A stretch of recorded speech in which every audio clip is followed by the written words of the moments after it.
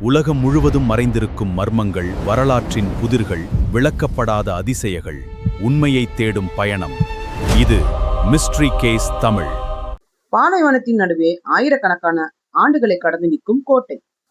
பல நூற்றாண்டுகளாக போரையும் அரசர்களின் எழுச்சியும் வீழ்ச்சியும் பார்த்து கொண்டிருந்த இந்த பிரம்மாண்டமான கோட்டை. இத்தனை பெரிய கோட்டையின் சுவருக்குள் என்னென்ன ரகசியங்கள் புரிந்து இருக்கின்றன? இந்த கோட்டையை சுற்றி ஒரு சாப கதையும் இருக்கிறது. இந்த இடம் ஒருபோதும் அமைதியாக இருக்காது என்ற சாபம். ஆனால் அந்த சாபம் உண்மையா? வணக்கம் நண்பர்களே, நீங்கள் பார்த்து கொண்டிருப்பது மிஸ்ட்ரி கேஸ் தமிழ் சேனல். உலகின் மர்மங்கள், வரலாற்று புதிர்கள் மற்றும் அறிவியல் விளக்கங்களை தமிழில் தெரிந்து கொள்ள சப்ஸ்கிரைப் செய்து பெல் ஐக்கனை அழுத்துங்கள். இன்றைய வீடியோவில் மெக்ராங்கர் கோட்டையின் மர்மத்தை பற்றி பார்க்கலாம். ராஜஸ்தானின் ஜோத்பூர் நகரில் அமைந்துள்ளது மெக்ராங் கோட்டை. இந்தியாவின் மிகப்பெரிய மற்றும் மிகவும் மர்மம் நிறைந்த கோட்டைகளில் ஒன்றாகும். 1459 ஆண்டு ராத்தூர் வம்சம் மன்னரான ராவ் ஜோதோ என்பவரால் இந்த பிரம்மாண்டமான கோட்டை கட்டப்பட்டது.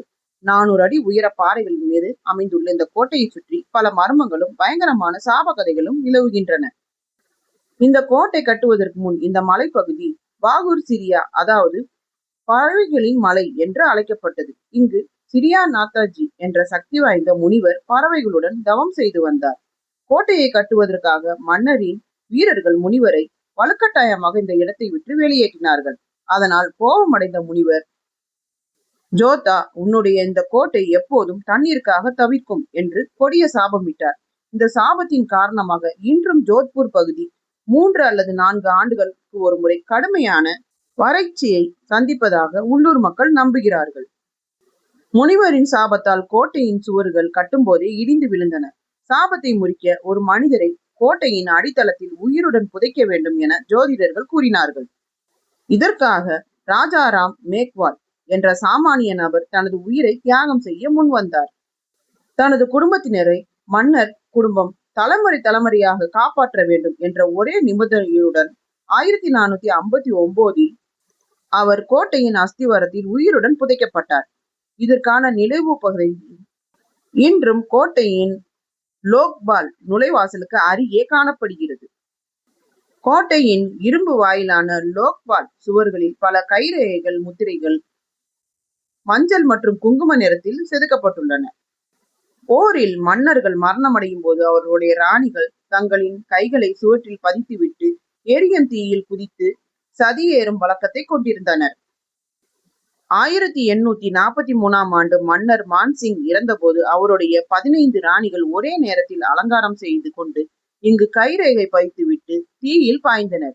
இந்த கைரேகைகள் இன்னும் பார்ப்பவர்களை உறைய வைக்கக்கூடிய ஒரு வரலாற்று சுவடாகவே அங்கு உள்ளது. இந்திய வரலாற்றில் பல கோட்டைகள் எதிரிகளால் கைப்பற்றப்பட்டுள்ளன. ஆனால் மெக்ராங்கர் கோட்டை இதுவரை எந்த ஒரு எதிரி படையாலும் முற்றுகையிட்டு வெல்ல முடியவில்லை. இந்த சுவர்கள் 120 அடி உயரமும் மிகவும் தடிமனாக கட்டப்பட்டுள்ளது. ஜெய்ப்பூர் படைகள் பீரங்கி குண்டை வீச தாக்கிய போது கூட கோட்டையின் சுவர்கள் தகர்க்க முடியவில்லை. அந்த பீரங்கி குண்டுகளின் வடுக்கள் இன்றும் கோட்டையின் 2வது வாயிலில் தெளிவாக தெரிகின்றன. கோட்டையின் மிகப்பெரிய வாயில்கள் எதிரிகளின் தாக்குதலை தடுக்க வடிவமைக்கப்பட்டுள்ளன. சில வாயில்கள் மிகவும் குறுகலாக அமைக்கப்பட்டுள்ளன. இதனால் பெரிய படைகள் ஒரே நேரத்தில் உள்ளே நுழைவதை தடுக்க முடியும். கோட்டையின் உபரம் மற்றொரு முக்கிய பாதுகாப்பு.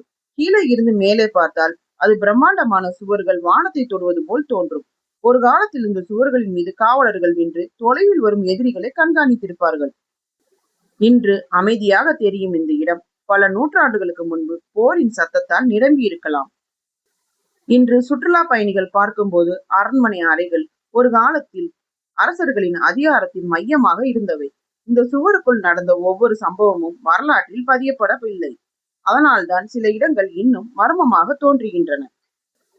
அப்படியானால் மெக்ராங்கர் கோட்டை சாபமிடப்பட்டதா? பேய் இருக்கிறதா? இரவில் ஆவிகள் சுற்றுகின்றனவா? அதற்கு அறிவியல் ரீதியான உறுதியான ஆதாரங்கள் இல்லை. ஆனால் இந்த கோட்டையின் வரலாறு உண்மையானது. அதன் போர்கள் உண்மையானவை. அதன் அரசர்களின் வரலாறு உண்மையானது. இந்த பிரம்மாண்டமான கட்டிடக்கலை உண்மையானது. அதன் சுவர்களில் பதிந்திருக்கும் நூற்றாண்டுகளின் நினைவுகளும் உண்மையானவை. அதனால் மெக்ராங்கன் கோட்டை மிகப்பெரிய மர்மம். இங்கே பேய் இருக்கிறதா என்பதல்ல, அதன் சுவர்களில் இன்னும் எத்தனை சொல்லப்படாத கதைகள் தங்களுக்குள் மறைத்து வைத்திருக்கின்றது என்பதுதான். ராஜஸ்தான் பாலைவன நிலத்தில் நீல நகரமான ஜோத்பூரில் மேலிருந்து பார்த்து கொண்டிருக்கிறது மெக்ராங் கோட்டை. இது கோட்டை மட்டுமல்ல, இது ஒரு கால பெட்டி. அதன் சுவர்களில் போரின் சத்தங்கள் இருக்கின்றன. அதன் அரண்மனைகளில் அரசர்களின் நினைவுகள் இருக்கின்றன. அதன் கதையில் சாபமும் இருக்கிறது, மர்மமும் இருக்கிறது. ஆனால் உண்மையும் கற்பனையும் எங்கு பிரிகிறது? இந்த கேள்விக்கான பதிலை மெக்ராங் கோட்டை இன்னும் சொல்லாமல் அமைதியாக நிற்கிறது. மெக்ராங்கர் கோட்டை வரலாறு கற்றிய மர்மமா அல்லது மர்மம் உருவாக்கிய வரலாறா? நீங்களே முடிவு செய்யுங்கள். இந்த வீடியோ உங்களுக்கு பிடித்திருந்தால் லைக் செய்யுங்கள். உங்கள் கருத்துக்களை கமெண்டில் பதிவு செய்யுங்கள். மேலும் உலகின் மர்மங்களை பற்றி தமிழில் தெரிந்து கொள்ள மிஸ்ட்ரி கேஸ் தமிழ் சேனலை சப்ஸ்கிரைப் செய்யுங்கள். அடுத்த வீடியோவில் இன்னும் ஒரு சுவாரஸ்யமான உலக மர்மத்துடன் சந்திப்போம். நன்றி, வணக்கம்.